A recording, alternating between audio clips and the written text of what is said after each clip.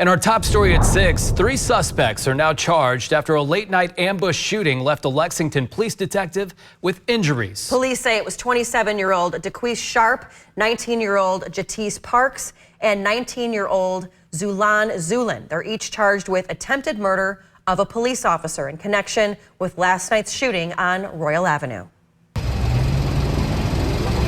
The scene on Royal Avenue near Winchester Road in Lexington just before midnight on Wednesday, moments after police say an unknown suspect fired shots at an unmarked police car, injuring a detective.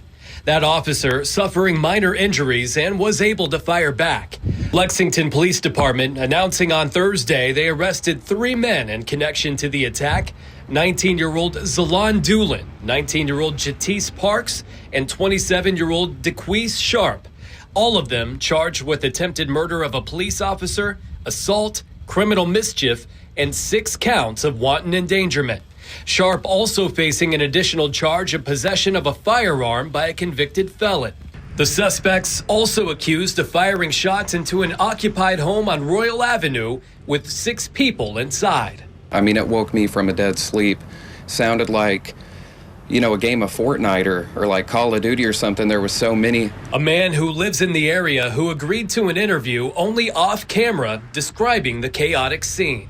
I looked outside the window just to see, police all over the block.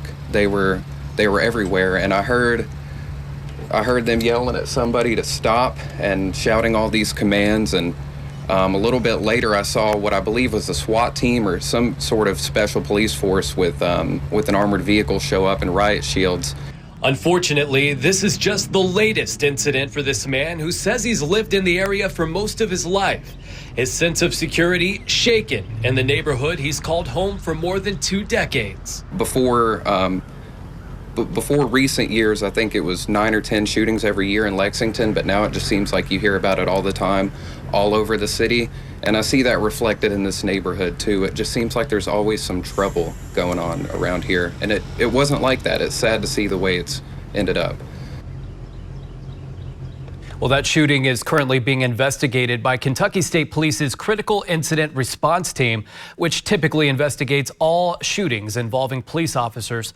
Police say body-worn camera footage of the shooting is also being reviewed. Now, the detective who was attacked in that incident was not sent to the hospital. He is expected to make a full recovery and has also been placed on administrative leave.